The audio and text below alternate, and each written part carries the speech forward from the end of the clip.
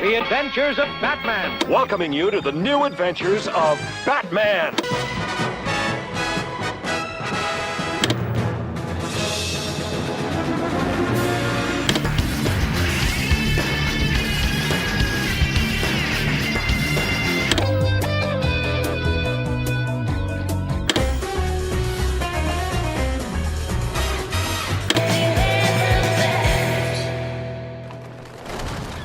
Welcome to episode 10 of BATMANIMATION, a Batman on Film podcast that's exploring the animated adventures of the Caped Crusader. I am BOF senior contributor Ryan Lauer, and with me is another BOF senior contributor, Peter Boudin Pockets Verra. Peter, hello. This is your first time on BATMANIMATION. There's a lot less cartoon in your voice. Usually for Batman Book Club, you're like, but now you're like, welcome to BATMANIMATION. Yeah. So I was like, oh wow, Lauer's taking this a little bit seriously. And yeah, I can tell it's serious because Lauer kind of rules the show like a dictator. Well, can you do this episode this week? And I'm like, no, I can't. How about this weekend? Like, no, I feel like I'm in Kondak. Well, Bill was kind of like, you can do your hyper Mountain Dew intro BS for your show, but when it's a BOF podcast, you need to sound like an adult. So yeah, I'm trying to sound like an adult as we talk about Batman cartoons. Don't eat your Fruit Loops and wash them down with sugar. That's I mean, I do have a glass of Mountain Dew in a an old 1970s Peanuts McDonald's glass, Peter. Isn't that it's funny, you won't eat pea soup, but you'll drink something that looks like urine. I don't understand you. Pea soup looks disgusting, but blame The Exorcist. I mean, dude, look at your glass. Looks like Mountain Dew to me. It's all good. Looks like you're getting ready to take a piss test. I'm not going to pass. I'm dehydrated. That's not why you're failing. Anyway, so let's get to cracking into today's episode of choice. It's from the animated series The Batman, and specifically the episode Grundy's Night.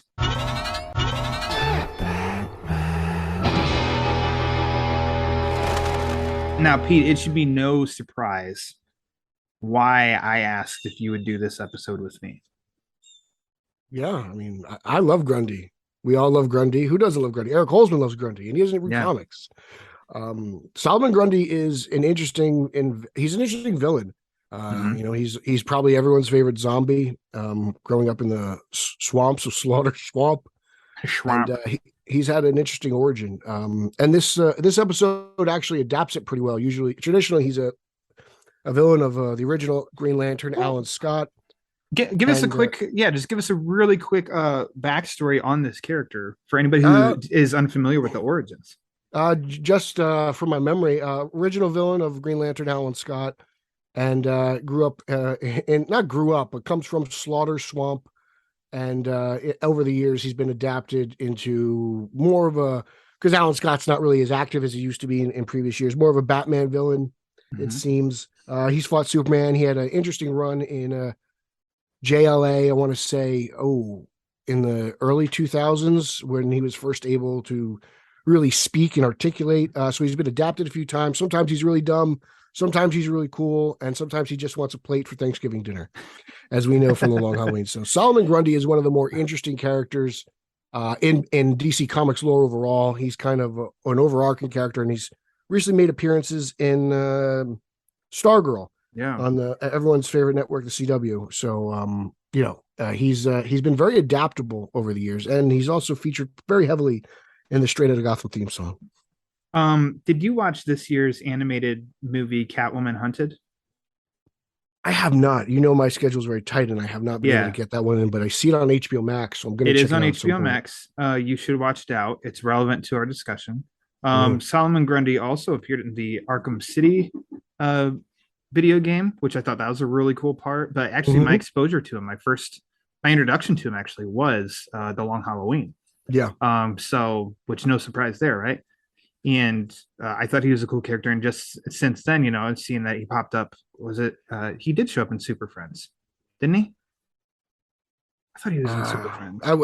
I'm gonna say yes, but don't quote me on that. Hall of Justice. Yeah, and he's had some appearances. So yeah, he's a character. And then obviously the Grundy alerts for Straight Outta Gotham podcast. which are always fun because you're grabbing very different images of the character for each tweet that's posted for the Grundy alert. So there's Solomon Grundy for you. A little backstory for this episode. I think that this is a really fun episode. One, because it's set at Halloween, and there's limited Batman the Animated Series in Almost Got Him, the Poison Ivy section of the story. So it's like 2 minutes or 3 that takes place at Halloween. And I mean, otherwise animated wise up to this point, there's just not much Batman Halloween specifically. And I love the, melding the two together. But the origin of this Solomon Grundy is that it's not just Halloween, it's Grundy's night. The birthplace of Solomon Grundy in a swamp 150 years ago. It was a lake home to the mostly Eastern European laborers who built Gotham, Bolton, Winslow, Parrish, and they conspired to make the area a dumping ground for the industrial waste created by Gotham construction. Laborers who lost their homes gathered together for some witchcraft on All Hallows Eve and created Solomon Grundy to hunt down the families of the 3 men. And Solomon Grundy would then go after the descendants 150 years later. And guess what? This night is Grundy's night because it's 150 years later. The episode, it premiered on August 27, 2005, season 2, episode 11. That's what it is in HBO Max as well. Directed by Sam Liu. Good friend of mine. Did you met him at one of your premieres in New York, right? Numerous. I've spoken to Sam numerous times. Huge Spurs fan. And one of the it's a known fact. You'll never catch him without his Spurs hat. And probably one of the greatest directors, producers that DC Comics has ever had. Just comes from the school of James Tucker and Bruce Timm. So the guy's he's got nothing but respect for these characters, and he knows how to do his job well.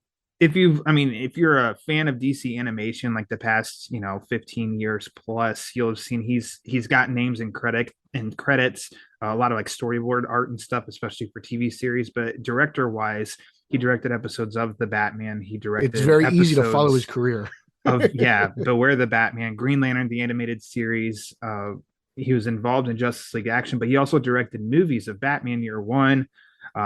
Batman Gotham by Gaslight, the Death and Reign of Superman. Batman Soul of the Dragon. It looks like that was his last credited directed movie. So yeah, Sam Liu, he's been heavily involved in DC animation, which is really, really cool. I like his stuff.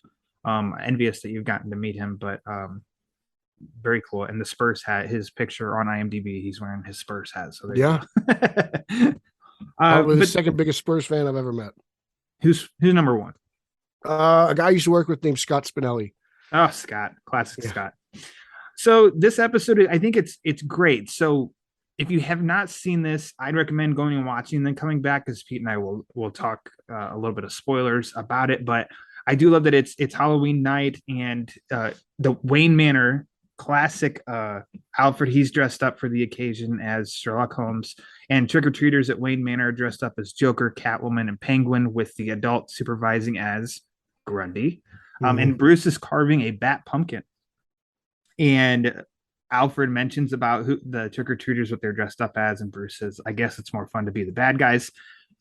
But then the beginning incident is that we do get it. Like the cold open is these old ladies that like scare trick-or-treaters about Grundy's night and give the backstory of Grundy's night and all that. And then Solomon Grundy comes and destroys their home. And they talk about, their great grandfather, Emmett Bolton. And we hear in the story throughout the episode that Bolton is one of the 3 that basically created the swamp, and Grundy's going to have his revenge. So basically, it's living up to at this point that Solomon Grundy he has returned to Gotham and he's destroying, but Batman just doesn't fully believe that a monster, can truly exist. And the monster Grundy, he beats the hell out of Batman their first meetup. There's a little bit of Mortal Kombat in this too, because towards the end, as Grundy walks out, he goes, Grundy wins. And I can't help but think of Mortal Kombat when I see that. There's also a wonderful amount of foreshadowing, or let's say clues left by the creative team, because every time Batman goes to visit the destruction, it seems to be that there is a safe located somewhere on the grounds that seems to be a focal point, which is done very creatively because in the first house, the old ladies are like talking about it, but the safe's in like the background. And then in the second house, the kids are like waking up Batman, and you see the old man go to his safe, and obviously everything's empty. So you can kind of see where Batman is starting to investigate things more in terms of a detective style, and he's a little bit more reluctant to believe in the swamp zombie of Gotham. And I will say that this episode fantastically adapted the origin of Grundy, witchcraft, cult stuff. But the main rising from the swamps of Gotham. I believe Slaughter Swamp is outside of Gotham traditionally. Say that 5 times fast. Slaughter Swamp. Slaughter Swamp. So, they put their own spin on it, which this series has really done magnificently in a lot of aspects, aside from a few character designs that I don't really enjoy. But this series was always very brave and bold, no pun intended. No pun intended. I also like when they do those, in telling the origin of him and everything, they do go with a cool, flashback vibe of muted colors and stuff too, which I think is a really cool like ambiance for kind of got like a little yellow hint to it. Yeah. That everyone complained about in the Black Adam trailer.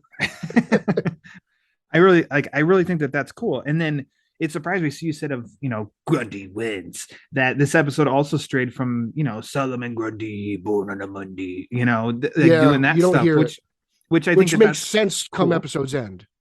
Exactly. So, what do you think of the aesthetic look of this Grundy compared to what we've seen before? He's a little thinner than I probably would have enjoyed. I kind of like a more bulking Grundy, not necessarily like an Ed McGuinness bubbly Grundy, but more of a well-built Grundy.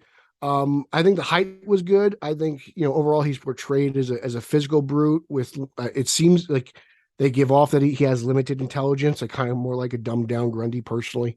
So I thought overall the characterization of Grundy was pretty good considering, what happens next. Yeah. I mean, it's fitting, I think, for me. I'm fine with going with looks, and like you just mentioned of this series, they definitely took liberties in creating their own style and look for characters and changes. And yeah, Grundy's he's thinner, probably like same height or whatever, like a trench coat. Whereas what I'm used to seeing is like oh my gosh, who did the Hulk fight? And it's famous on a cover. He's gray. Maybe it was I don't know. I mean, Tim Sale did Hulk gray. Yeah, I know. But Byrne did some Hulk, I believe. A gray Hulk is basically what I'm used to for Grundy's look. So this was, being a little bit different, and that was cool with me and all of that. I liked all of that, but then to go further with the plot and how you said of picking up hints along the way, and Batman deduces, and he's a master detective, and how, and it made me laugh for sure. Batman wanted to do a DNA test, and Alfred gets back to him, and he found it and it was like in mud, and it, I forget what Batman says, and Alfred's like, "But sir, how on earth could you know that?" Like the DNA is not, it's human DNA, but it's something, but it's in the mud. It's not, I mean, the forensic stuff, the forensic science, I guess you want to call it, isn't too deep, but it's deep enough for a kid. It's there enough. It's there enough, to support he's a detective.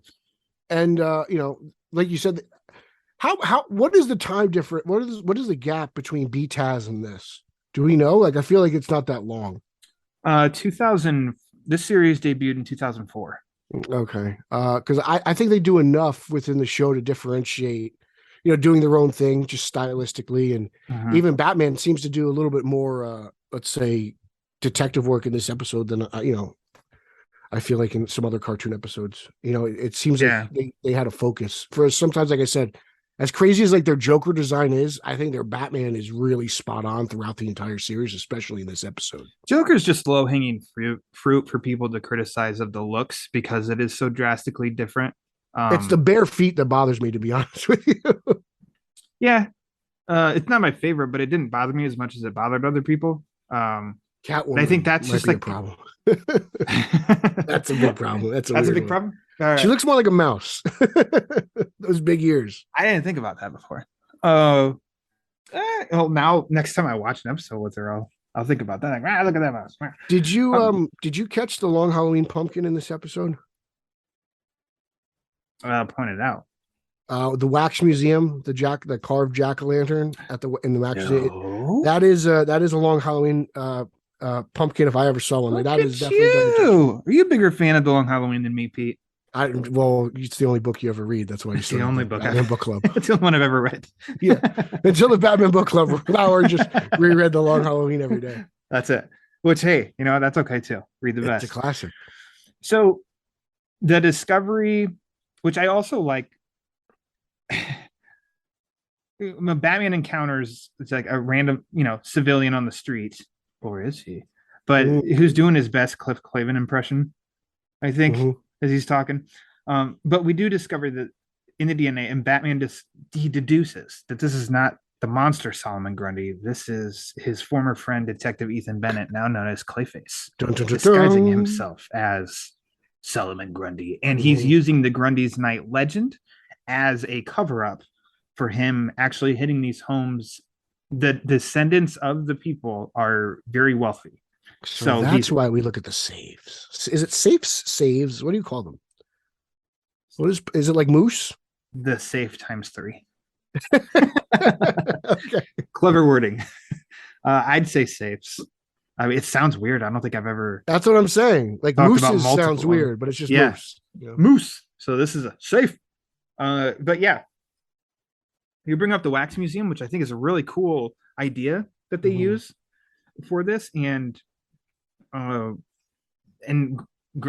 Grundy, it's Clayface. Which feels like homage to House of Wax, right? Like the original House of Wax with Vincent Price, who played Egghead. It's all connected. Oh my god! I do love that there's a Grundy statue in there, but then that's too obvious, and he's actually the alien, and he does like a really long, and almost gets Batman and stuff. And I think it's a cool fight. I feel like maybe we'll get to that episode at some point, here in Batman animation, or the 2-parter, but Bennett was like the substitute for Harvey Dent from the animated series. That's the emotional good guy goes bad. Yeah, I thought that they took their time, and I think that was a really good change up, something different of a newly created character, and became Clayface, but not one that we ever. I'm with you. Before. I was surprised how much I ended up caring about the Bruce-Ethan relationship, considering it's kind of new to this version of Batman, exclusive to this version. Didn't see it coming because they spent a lot of episodes, like even just small moments in that first season between the two. We're just like hanging out playing basketball at some point. Yeah. Like they went out of their way to really establish that friendship. It almost seems very Peter Parker, Harry Osborn. Nice, like that close. And then to have that character turn into a villain. And this is actually the first episode where he does not refer to Clayface as Ethan. I did a little trivia look up myself. Yeah, he usually nice. He's usually trying to bring back his friend, but I think Humanity. around this time he finally realizes that Ethan is no more and Clayface is just taking over. And before anyone goes crazy, there is another Clayface at some point in this show. So before the continuity police wants to come after me. You don't know what you're talking about. You don't know what you're talking about. That's why you're the president of the Walter Hamada fan club. That's right. I'm trying to think of how many appearances. So the 2-parter, like the Clayface of Tragedy, I think was the final one of season 1. I think like the Rubber Face of Comedy and the Clayface of Tragedy. I'm trying to look it up quick to totally confirm it. But that was the end of season 1. This is season 2, and I'm trying to think how many times Clayface had popped up prior to this to add on to. Yeah, so there you go. The Rubber Face of Comedy and the Clayface of Tragedy was the 2-part finale to season 1. I'm looking. Yeah, I'm not seeing. I believe the Creature of the Black Lagoon makes a cameo as well in the Wax Museum. Meltdown, at least their version. Episode 7. Yeah, the attack, like for that, the plot is, despite intensive rehabilitation, Ethan Bennett once again takes the form of Clayface in order to seek revenge against Joker, the man who turned him into that monster. So it's also the first episode where Joker's not involved in anything having to do with Ethan Clayface. I guess, and so I did like the Joker. I did like Michael Richardson voicing the Joker. Oh, the voice is great. I mean, Kevin Michael Richardson, you cannot argue with the man. I thought they went to the Joker and Penguin well too much in this series. There's a lot to where it was like, another one, like, okay. And that's really weird for me to say about the Joker. Not so much as the Penguin, because up until Colin Farrell, I thought the Penguin was all right. But now you watch your mouth. I know who I'm talking to. Yeah. I know. But yeah, so okay, the Joker's not included also. This is all, I mean, that just adds to it then that Ethan Bennett's gone. He doesn't have any kind of, Joker's not involved, muttered, or anything except for a kid dressing up like him for Halloween. So this is pure his motivation, what he's trying to do. He's a full-on bad guy. There's no hero to save anymore. There's no going back. You're not going back. You've changed things forever. Amazing. Yeah. So then, I mean, how does the episode wrap up then, Pete?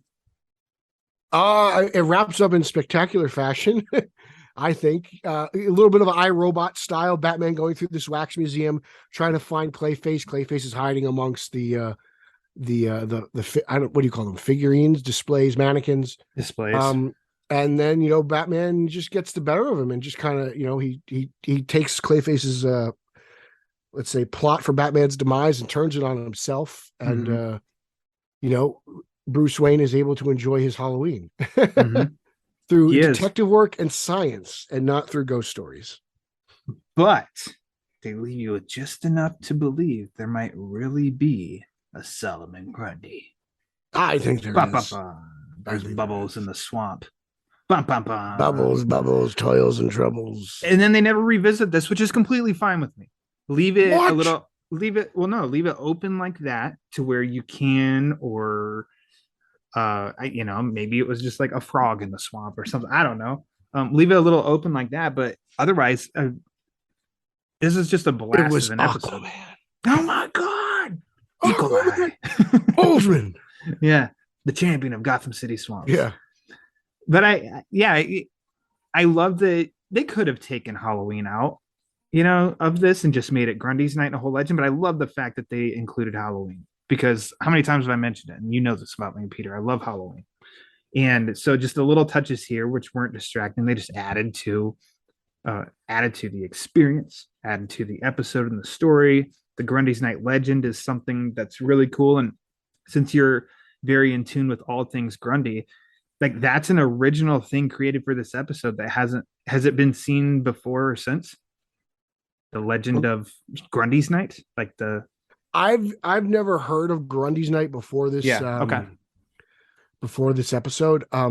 It's funny because have you ever heard of Mischief Night? I've heard of Devil's Night, and that's it.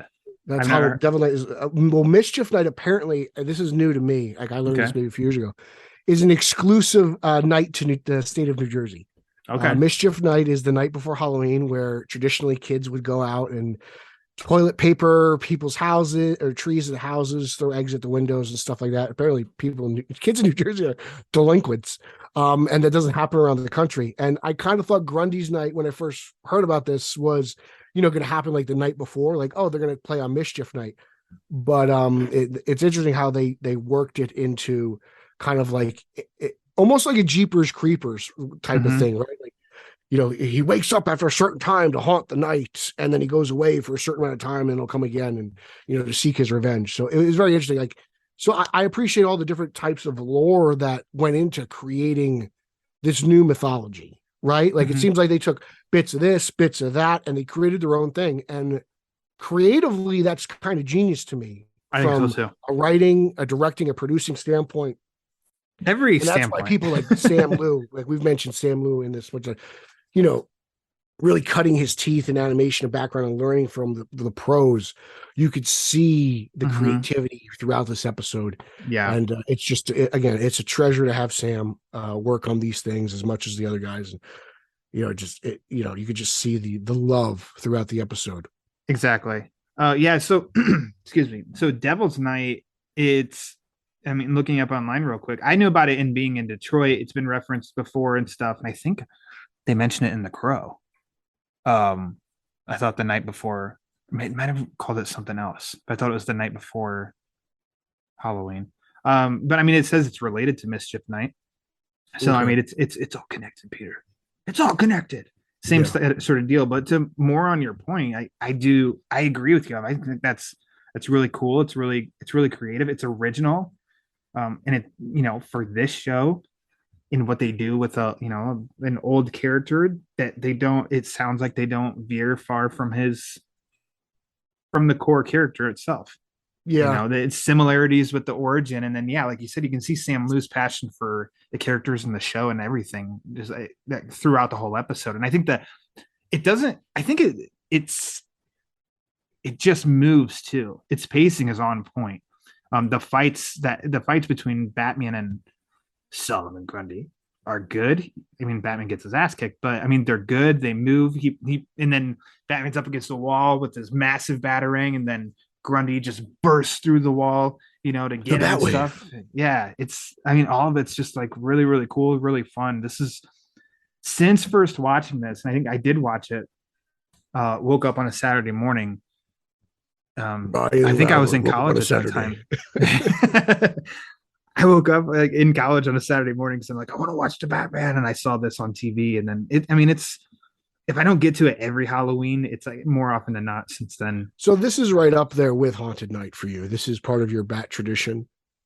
Yeah, and I mean it's easy to do that because there isn't a ton of Batman Halloween material. So I mean the fact that this is one and it's 21 minutes, it's very easy for me to watch it. If you're not familiar with it, there is also the Batman versus Dracula. That's an animated Sam Liu directed. Yep.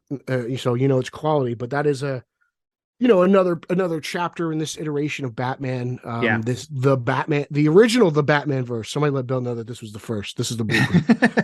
This is the blueprints. Yeah. But me personally, I remember not giving this animated series a real shot when it first came out, just being so loyal to BTAS, not thinking anything can top BTAS. But when I sat down and watched this, and this is probably, I recently just bought it on iTunes because apparently it was on Netflix and it wasn't, I guess, because now it's on, and I couldn't find it on HBO Max either. So I purchased it on iTunes for $50, which ended up being like $10 a season, which is cheaper than buying. That's a good, it's 13 episode seasons. Yeah, and I think it's like $20 per season. So like you save some money if you buy the complete season. It's really fabulous. I think the show overall is just so underrated among Batman fans. I hear everyone always preaches BTAS. People love Super Friends, and I feel like what's it called? Brave and the Bold is probably a little more popular. But this version is very good, and it's dark enough. It's a little bit more silly, but not by much. Yeah, and I think it's really adapted. Is very well done. It's really funny how people would compare it, like, well, coming on the heels of Batman the Animated Series. It's like, everybody's forgetting there was a series between the two. It's called Batman Beyond, and then the Justice League series was going on between the two. So it's not like Batman the Animated Series ended on Friday and on Monday was the Batman. There's like a 7-year gap, I think, following the new Batman Adventures or whatever the Batman and Robin Adventures, whatever the last iteration was of the two. So there was a gap, but of course, like you're always going to be compared to. I mean, look at every single DC movie that comes out. They have to compare it to The Dark Knight. The best movie, the best DC movie since The Dark Knight. It's The Dark Knight, and everything. I mean, it's just natural to compare it to something that's really good. So, but I think time has been so favorable to this. I think this compares very well. Absolutely. I totally agree. And I've long tried to spread the word in the wood Hispanic to anybody that would listen to me of like, give this one a shot because it's a really quality show. I think, and the Clayface drama is definitely a highlight too. I actually think people talk about Beware the Batman more than they talk about the Batman, which is nuts. Well, I like Beware the Batman. I don't. I think most of it's because Beware the Batman literally was like one and done, whereas the Batman got several seasons. Yeah. So I think it's more of a talking point, like, oh, they could have done this the way they ended that. There's a lot more to discuss with Beware because of how it ended. And, it's a unique style amongst itself, and that's another thing too. Like just, you want to criticize the designs, but artistically, they changed everything in this the Batman show. You know, like it doesn't look like BTAS forever. Whereas, you know, Batman Beyond, Justice League Unlimited, you know, that's one place. Sure. It all happens in one world. Even something like Superman and Green Lantern, the animated series, all takes place in that one area. This, you know, this is a whole new beginning. Damn. And you could tell that just by the designs. Nailed it. Yeah. California Angels t-shirt. That brings out the best in Peter Verra. I actually wore this t-shirt. It's funny because not too long ago I talked about teams that haunt my memory, my dreams, the Astros, the Red Sox, the Tigers, and the Angels. I wore this shirt to Fenway Park to watch the Angels play the Angels play the Red Sox. I'm getting my I see that. I think of the family film Angels in the Outfield, starring Danny Glover and Tony Danza. You're close. They go by the same name, but the logo's about 20 years different. This is more of a 70s logo. For those of you who are not able to see this, I'm wearing it's probably more of the Nolan Ryan Angels logo with the baseball in the state of California with the A and the halo. Look at this. So I bought this to troll Red Sox fans, and I was able to see Mike Trout's first home run at Fenway Park over the monster. Wow. So a little bit of baseball history. Look at that. You get everything with Batmanimation. Bring in Peter Verra, and you're going to get facts. Nothing but facts. Well, hey, if you want to listen to a bunch of podcasts that throw smoke up your ass, I can give you a list if you want to listen to bullshit, but I'm not going to give that to you. I don't think so. But that being said, but before you plug away, you have anything left to say about Grundy's Night? No, I'm with you. I haven't added this to my Halloween rotation, my scare-a-thon, so to speak. Shout out to Andy DiGenova. So, you know, I think this is a worthy entry, you know, just a little fun thing. If you're tired and you don't know what to put on some Grundy's Night. You'll probably be asleep before the episode's over, and you're not going to miss much. You'll probably make it halfway through. Mm-hmm. Fun, worth watching at least, you know, this time of year, every year. So, Pete, thanks for joining me. You're welcome. I like talking to Peter Verra. He's a cool dude. I hope so. I'm glad this is over. You've been harassing me about this episode for like 2 weeks. I've been harassing. Everyone thinks Lauer's such a nice guy until he produces a show with you. Oh, God. I've got 50 Batman books you got to read in 2 days. Like, okay, right. You knew what you signed up for, my friend. You knew. Why don't you go ahead and plug away, Pete? You can follow me all over social media. That's Twitter, Instagram, Zack Snyder's favorite platform, Vero, at Pete Illustrated. You can follow podcast number one. That's a news-based podcast that I co-host with the champion of Long Island. That's straight out of Gotham. That's straight_O_G. You can follow us on Twitter and Instagram with that handle. Check out Facebook. We have a Facebook group and a Facebook fan page. You could also follow podcast number 2. That's the Italian Spider-Man Coalition podcast. I co-host that with Wrigley Field's finest, Nicholas and Nico Caruso. That's at Italians for Spidey on Twitter. I am the president, executive producer, director, and associate producer of the Walter Hamada Fan Club. You could check out at Team Yellow Oval on Twitter. That's fun. You could also check out my reviews. I've got a new review on Detective Comics 1065 on Batman on Film. I've got a bunch of interviews, including interviews with the director of this episode, Sam Liu, on Batman on Film YouTube. I'm all over BOF. I got various things. You just search my name. I've got, or you could just go to the posting section. You can see how many posts I got, and you could just check through the catalog. But that seems to have covered it. Lauer, take it away. Wow. It's everywhere, people. Go to Batman on Film. I've got reviews up for comics most recent, Beyond the White Knight number 6, which is awesome. Sean Murphy can do no wrong with that series, in my opinion. And then check out issue. Oh my God. Right. And then check out my podcast that Bill also kindly posts on Batman on Film, the Batman Book Club. You can listen to that wherever you get podcasts. The most recent episode that dropped was with Peter Verra. Really? Yeah. Where we talked about some Halloween spookiness. And then coming up, the next episode was Peter Verra. Because I demand that Pete records with me a lot. I demand it. I will not settle for no. And Dictator. We're going to talk about... Look out, Black Adam, because Conduct's going to have a new leader. Teth Adam, read these Batman comics. Teth Lauer. Yeah, Teth Lauer. There you go. That works. All right. So for Pete, I'm Brian, and we will let announcer Rachel take us out. Thanks for listening to Batmanimation, a BatmanOnFilm.com podcast revisiting the animated TV and film adventures of the Caped Crusader. Follow Batmanimation on Twitter at Batmanimation. Follow BOF on Twitter at The Batman on Film. Follow Jet on Twitter at Batman on Film. For Jet and Team BOF, I'm announcer Rachel. Batman on film, authoritative, definitive, the original, established in 1998.